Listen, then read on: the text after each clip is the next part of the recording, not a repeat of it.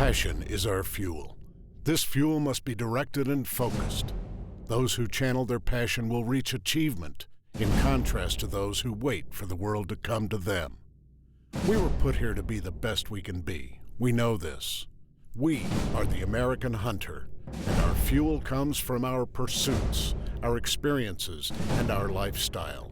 We are the foundation on which our country was built. We never take nature for granted. We know we are blessed, not entitled. We will live each day to the fullest, never forgetting to express our love to family, friends, and the great outdoors. This is our story. This is our passion. We have been banded, and we wouldn't want it any other way.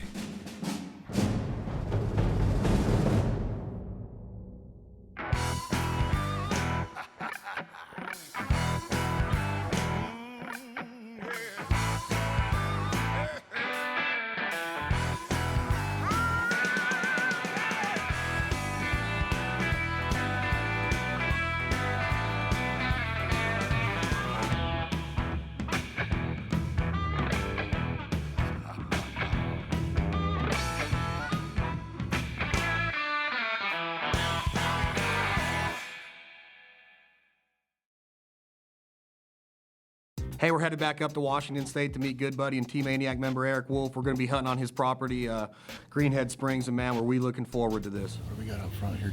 Piling in right out here. It's a green. Yep. Get him, Alex. Get him. Nice shot, Alex Langbell. That was sweet, baby. Nice shot.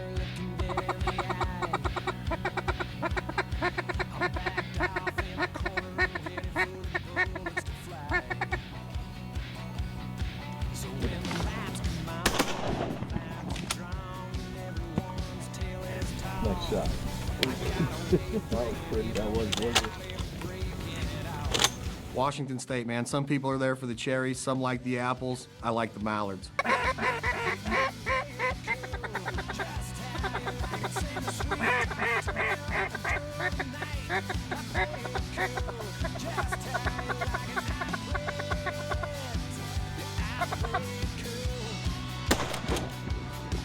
Yeah. That was awesome. That was pretty. Good work, Christmas. Did you see him do a backflip? He went like this. He did a, wait till you see it. That was pretty. I hesitated too because he was just sitting there. You let him hit. Yeah, I just let him. So Chad comes up from Nevada to hunt ducks on our property. His timing was perfect because there are ducks everywhere. Okay, Chad, time to go. Nice shot, Wolfie. I still want to hit you in your pickle right now. Wow. Everybody got to meet Erik Wulf on season 1 of The Fowl Life, and you know, there was some hostility there. He played college baseball, I played college baseball. He was a little bit better than me, but this year I refuse to get into a verbal war with him. You can really tell these guys are good friends, I think. Chad, can I please shoot? I've been doing all the work on this property. Would you please quit calling Alex out? I'm gonna come out here and work 800 hours next to you so I can take 2 shots. Why don't you let Wolfie shoot one time? Because he called me out on it. Hey, if someone's gonna call me out, I'm shooting. It wasn't even an option for me to shoot there. Alex, take it, Alex. You did, you called me out on it. That's all right. Here for you guys. I don't want to shoot. What? Two right here. I'm gonna go back, see, hang us.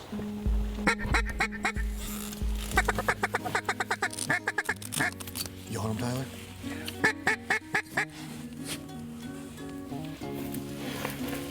Bust him.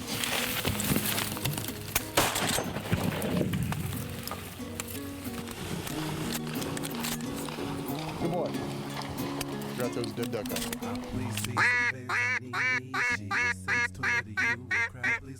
She sways and moves my way to each and every beat. A freak before the music is playing until I try to get your attention on me. Your attention on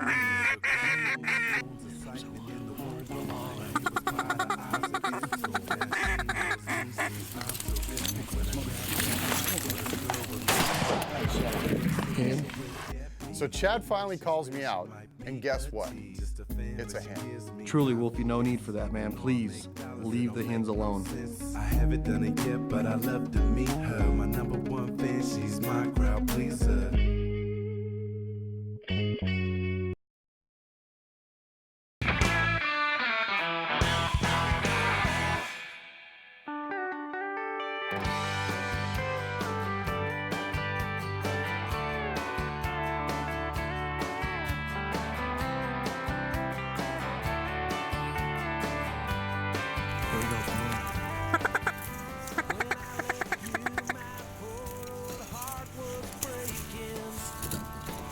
Get him. Heel. That. Mallard. Another one was this. Come on! Good enough. Another green. Getting on that green, Washington. The apple state. The apple wants to be built. Yeah, I'm gonna start planting some out. Yo, kennel. Yeah, kennel. Yo, kennel. Good boy. Whew, that was pretty. Look at these teal just gonna bomb in. Hey, you guys remember Erik Wulf? He's been with us all season on season 1 of the Fowl Life, and he's pretty much 100% responsible for the ground that we're hunting today. It's up in Othello, Washington, and we partnered up with Erik in what, 06? Yeah, 2006. And we bought this, and it was pretty much raw ground and had water on it, held some ducks, but the work he's done on it and the planting and the farming, it's absolutely incredible what he's turned it into, and it's a duck hunter's dreamland. And we plan on being up here quite a bit this year. And what'd you do to this pond we're hunting today, Wolfie? What we did was, this pond was already here a little bit. Look at those two right there. This pond was already here a little bit, but it wasn't even or whatnot. So what we did is we came in and we took out about 3,000 cubic yards of dirt out of this pond with big scrapers. And we put it on the other side over there in that pond we call the Thule pond.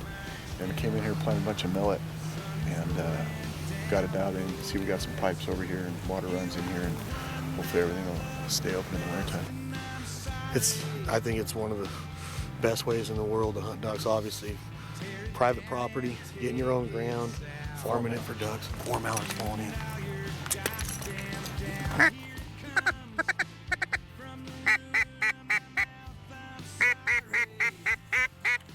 Shoot him, Wolfie. Oh, hello, Greenhead. Nice shot, Erik Wulf. Nice, baby. That's how we roll in Eastern Washington. I like that. Drake worked pretty right there. Yeah. That was awesome. That was sweet. Good boy, Neil, here. Neil, here. Good boy. Here. Guys, we're back at you with another Rockstar Energy Drink Extreme Tip of the Week. Today we're up here in the state of Washington chasing these Pacific Northwest mallards with good buddy Erik Wulf. About 3 things made this hunt successful, guys. 1, decoys. 2, calling, knowing when and what to say. And 3, our concealment. Let's start with decoys. We had about 2.5 dozen of the Dakota decoy mallard blocks out.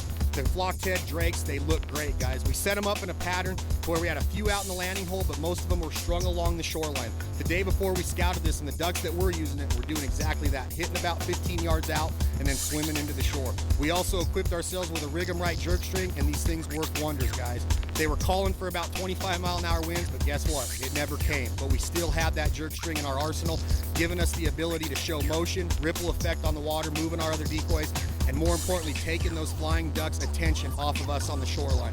2 was the calling, guys. We did not call a lot at some flocks. We called more at other flocks. You just got to learn how to read ducks, their body language, what that flock is telling you to say and when to say it. We would talk them all the way into the spread, guys. We had a little bit of a breeze. We were able to talk to each other and communicate. Had some really, really strong team calling going on with Erik, myself, and Alex. 3rd, guys, is concealment. Banged T-posts into the ground, wrapped it with wire, and stuffed it with tumbleweeds. It literally made us disappear, guys, in the shadows of this small hill we're hunting off of. The ducks would come out of their cornfields from feeding. They had no idea we were there. They were concentrating on those moving decoys from that jerk string, listening to the calling. We shot straight, overcast day. We equipped our guns with the high-vis Magna Hunter sights. Works wonder, guys. Check them out. We hope you enjoyed that tip. Check out rockstar69.com, and we'll see you guys for another tip next week.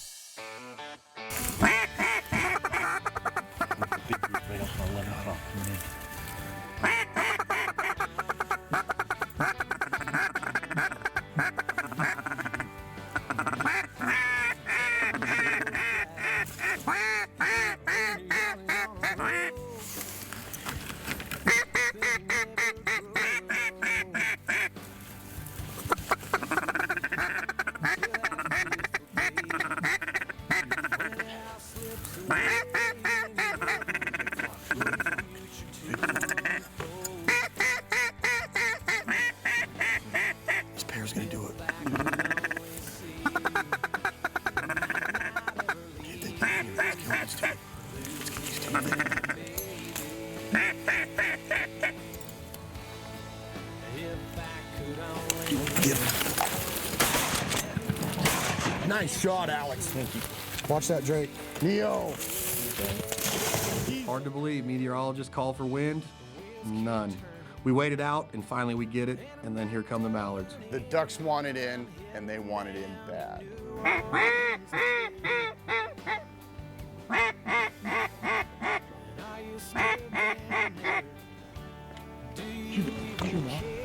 Whoa.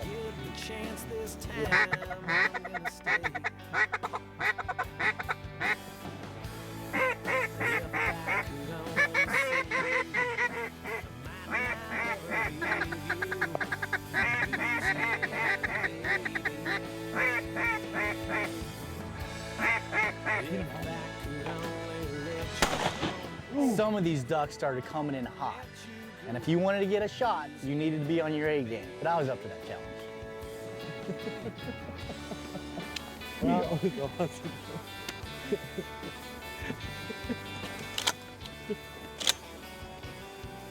He's about to touch the water and then just the water. How many other ducks do you have out here? Those drakes. That drake right there and that drake right there.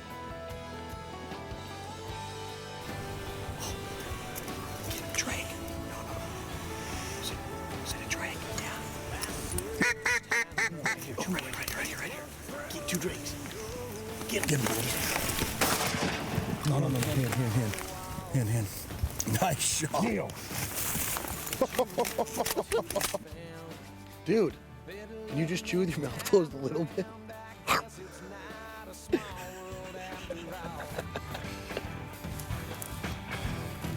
Fowl Life is brought to you by Dakota Decoy, Heavy Shot, Otis Technology, and High Viz.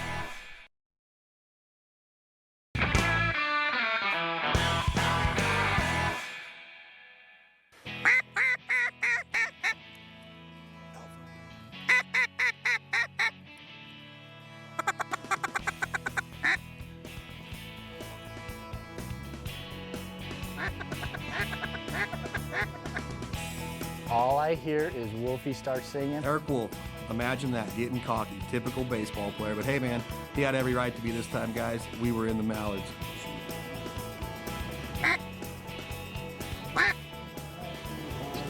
Get him, Wolfie. Get him. Boom! Nice shot, Wolfie! Shoot him again. No, you can get him. He's gonna dive on it. It looked like a good shot. Better get out there, Wolfie. Swimming on. That was my fault. Started singing a little too early. Look at this dog work. Oh, dog dove.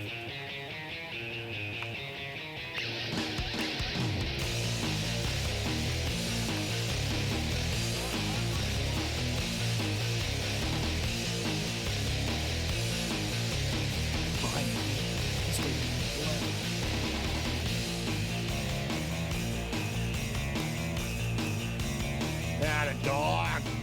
Good dog.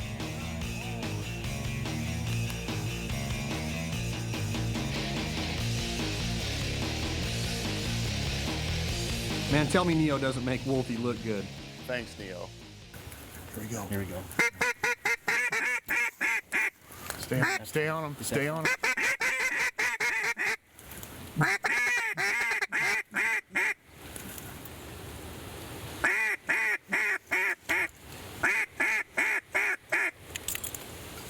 Get him.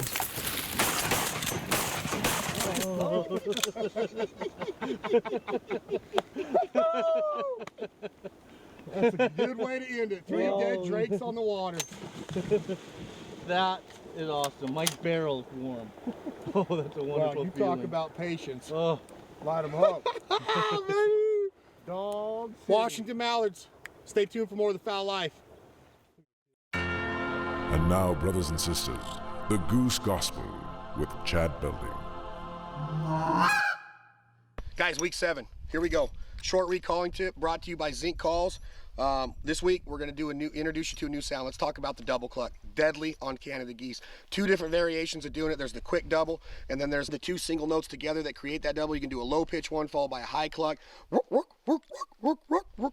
you can do a sounds a little bit like this. All we're gonna do, same hand placement, same air pressure, same presentation. Remember, timing is everything with opening that hand. Here we're gonna do the first note. Second note's gonna be, mix them together, you got one style of the double cluck.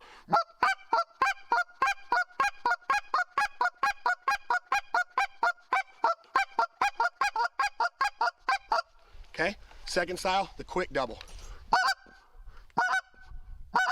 It's very tough to teach, but what you're doing is you're leaving your tongue in the same position and you're just closing off the air a little bit with that fatty part of your tongue. And it sounds like this.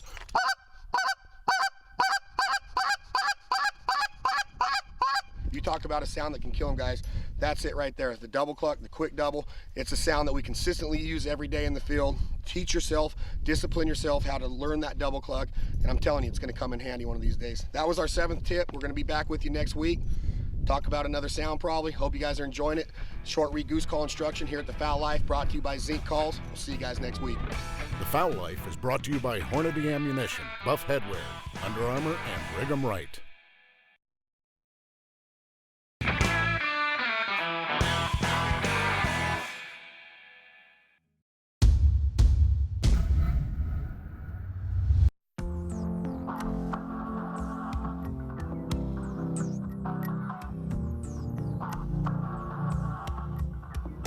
Today, we're on our 4th stand of the day. And we're going to start out with rabbits in distress on the S1. So let's see what happens. It's a good spot. Wind's kind of swirly, so don't know what's gonna go. So anyway, we'll try it.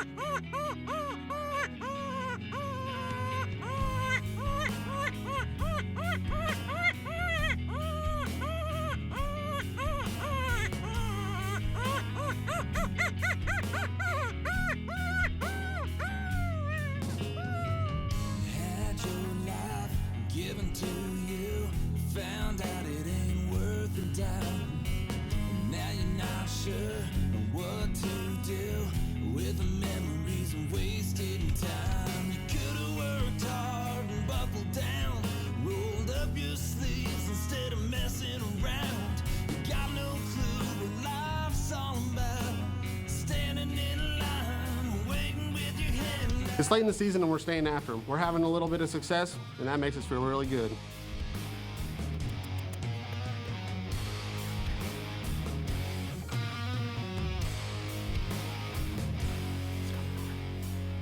You could have done so much with the energy you spent bitching.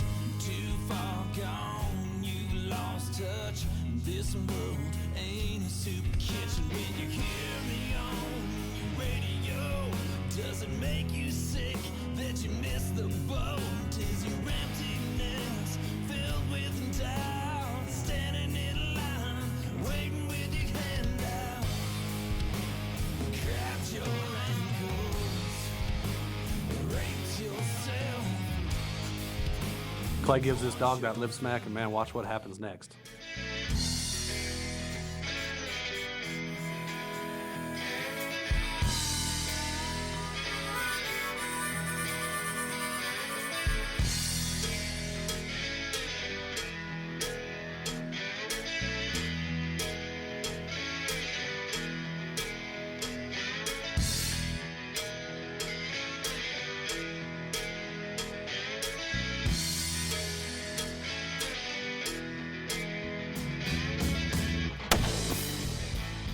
Oh my God, that was awesome.